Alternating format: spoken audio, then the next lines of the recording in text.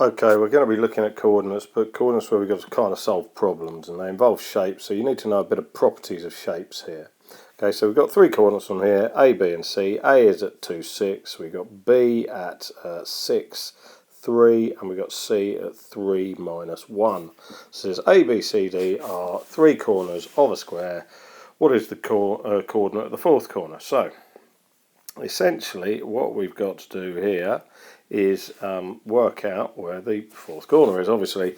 Alright, now they might use vertex or vertices. Now I've used them on the second part down here, right, but I've called them corners here. So they could say corners, they could say vertices or vertex. Now then, remember with a square they have to have the same length sides, don't they? So therefore, essentially what we're going to do, however far this goes along to here and down to here, alright, well that's 4 along, 3 down. This has gone 4 down, 3 along. Alright, so actually we've got the same diagonal, haven't we? And to get from C to the next one, I've got to do the same thing as I did between A and B here. Okay, so I've got to go 4 along, 3 up. So it should be there. Okay, so D, or whatever point it is, has got to be at, what's that, minus 1, 2. Okay, and if we just check that, I'll do it in a different colour, I'll do it in yellow. Okay, it should be 3 along, 4 down, like this was 4 down, 3 along. Excellent, it is. And it's actually formed another square, hasn't it, my red and yellow square there. Okay, right, I better rub those out very quickly so they don't get in the way of the next part.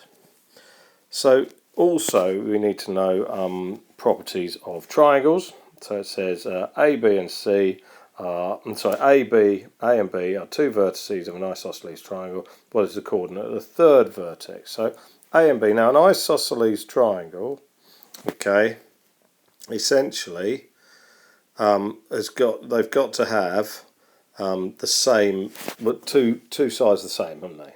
Okay, so the best way of doing this, I think, you've got a couple of choices. You could either, there could be one here.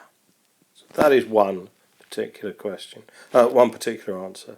Next one could be, and where I've got that from, actually, I will just explain, I'll do it in yellow.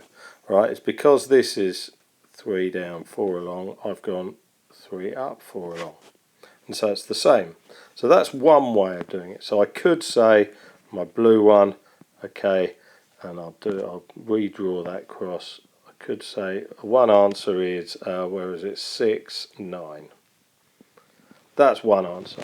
I could do another answer. Now my other answer could be over here. Now remember this went 4 along, 3 down there, so I could go 4 along, where are we? 1, 2, 3, 4 along, 3 down here. So I could have that one as well. Okay, so I could have a couple of answers there. Alright, but it's all to do with properties of shapes. You've got stuff like kites as well, which I'll talk about in a second. So that the other one I could have is, what was it, minus 2, 3. Okay, that would be my other answer. Whereas the first question, there's only one answer. The second question, there's more than one answer. There's probably more than that actually, but immediately I thought of those. Okay, now you've got a kite. A kite would give you, it has two pairs of equal sides, doesn't it? So you've got to think about that. A rhombus has all equal sides. It's just like a square with the top pushed over. Okay, so just be a little bit careful there.